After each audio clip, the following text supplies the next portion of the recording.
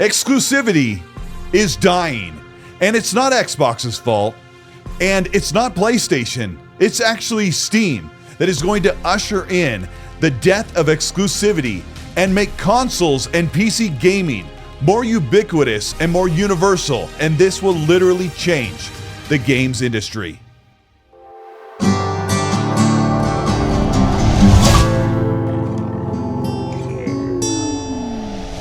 This is Colteastwood. Welcome back to the channel. Today we're going to talk about some crazy rumors and leaks that are going to turn the console industry upside down, but also be a major benefit to gamers that no one saw coming. If you end up enjoying this video, let me know by liking and subscribing to the channel. Hit the bell to be notified of new weekly content, and let's talk about exclusivity in the future for next generation.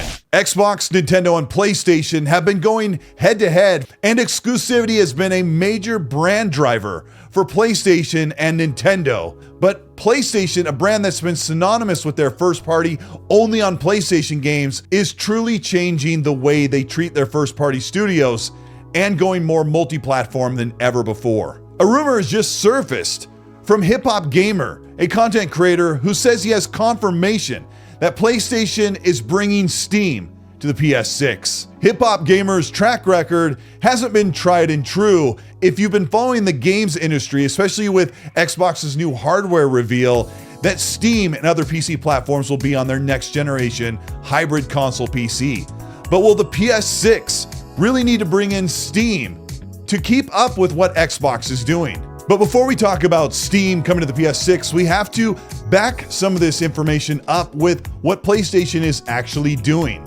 Looking at Hiroki Totoki and Herman Hulst, the leadership behind the PlayStation brand, they have used words frequently like going more multi-platform. Games that were formerly locked to the PlayStation console, PlayStation-only titles like The Last of Us, and so many more franchises are already on PC. Steam has almost every major PlayStation first-party game on their storefront. Former PlayStation leader Jim Ryan said, "Sony wants to reach hundreds of millions of gamers, not just console owners, and that means breaking down walls," close quote. Former leader Sean Layden has also said that gaming is not to be a walled garden, a statement he said while he was managing PlayStation during the PS4 generation. With most of their tentpole and popular first-party games on PC already, a report just came from a sales figure that $1.5 billion of revenue has been generated by PlayStation putting their games on PC. But will PlayStation actually go day and date with their first-party titles? Industry insider Detective Seeds, who has predicted or reported on quite a few PlayStation developments that have come true, said just last week, quote, "Just to lay this one here, 6 to 8 months is the new aim for PC ports. This will apply to some PS-published games." Industry insiders and leakers have been talking about PlayStation shifting to day-and-date PC for a long time, with conflicting reports that they were pulling back on PC ports, and then other reports that they were going to start driving them closer to release, even looking at day-and-date. Here's what's actually going on. PlayStation is nearly confirmed and guaranteed that all of their live service multiplayer games from their first-party studios will be day and date on PC, with even some coming to the Xbox console. Their first-party single-player story-driven are included in the sum of the titles that will be coming to PC sooner rather than later. PlayStation knows that they do not have to directly compete with the next generation Xbox. It will be the outliers, those first-party bangers, those single-player games that will be waiting for a PC port 6 to 8 months, according to Detective Seeds. Already, PlayStation's exclusivity window and their exclusivity mantra has been dissolving away, and PlayStation is starting to see that they don't need to lock everything behind a walled garden on their console platform. So how does this relate to PlayStation possibly putting Steam on their platform? Why would they do this? It's the same question anyone should be asking for Xbox themselves putting Steam on their next generation console. Microsoft and Xbox will make zero money from any game purchased outside of Xbox PC. So why would PlayStation put Steam on their PS6? One reason that nobody saw coming is that PlayStation could put Steam on their console because they have to. Now, stay with me here because this could sound really far-fetched. PlayStation knows that Xbox is going to offer a 6,000 plus library of console games on their Xbox, as well as about 1 million games across PC storefronts. PlayStation's brand is so gigantic and so popular that they can sell a PS6 without doing anything extra. But how could they tell their customers next generation that the Xbox will have most of the games PlayStation has, plus 1 million other PC games, and the PS6 won't? Think about that for a moment. Would PlayStation think it would be more advantageous for them to put Steam on their console and tell their customers, you can have everything that the PlayStation platform offers on the new PS6, plus every single PC game, making PlayStation 6 the definitive place to play everything that isn't a Nintendo title? Why would they allow themselves to not make any money if someone buys something outside of the PlayStation platform? Well, this is where the industry has changed due to the upcoming Steam Machine. The Steam Machine console is supposed to come out somewhere around March of 2026. It'll have a 1.5 year jump ahead before the Xbox Magnus or PlayStation 6 console, and there you'll be able to take over the living room. But just recently, the CEO of Rockstar said that PC gaming is where the industry is headed. And you have to look beyond what you've traditionally seen over the past 10 to 20 years. Console gaming was at its absolute apex, and it's on the way down. Console sales have stagnated, and the lifespan of consoles themselves is coming to an end sometime at the end of the decade. PlayStation knows that there is a future where there will be a consoleless generation.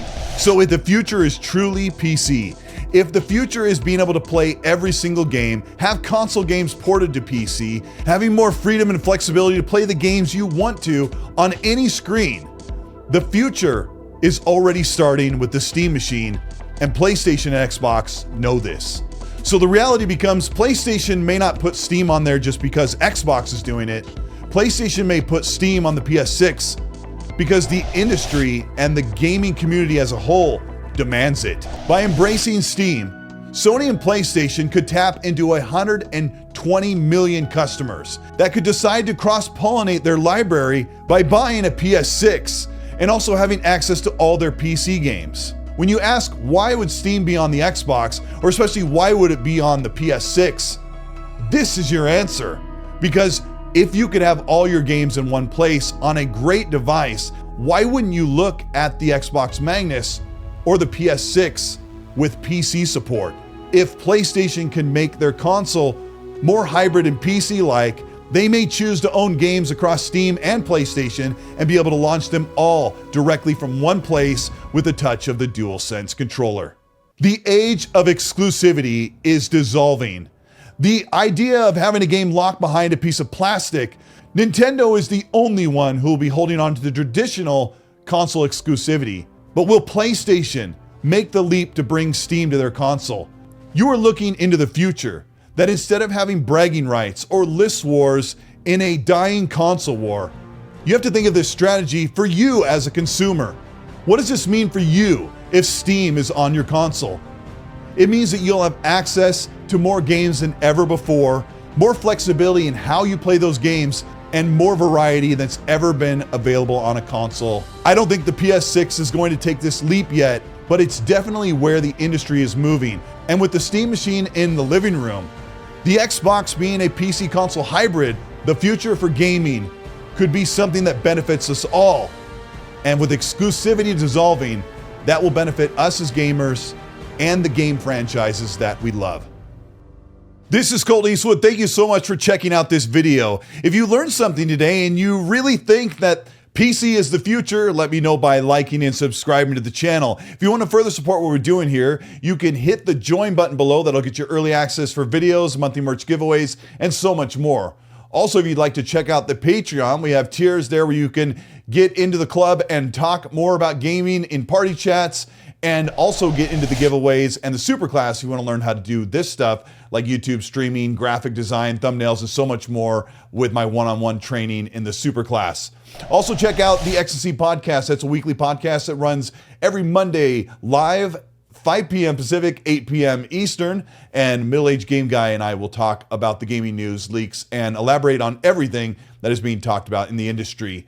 You can also check that out on Spotify and Apple Podcasts at your own leisure if you want to check that out on demand as well. But let me know what you think about PlayStation. I don't really believe they're bringing Steam to the platform, but I do believe that major changes are shifting the way we're looking at console gaming and especially gaming as a whole. Let me know what you think about this in the comment section. And while you do that, as I always say, please be nice.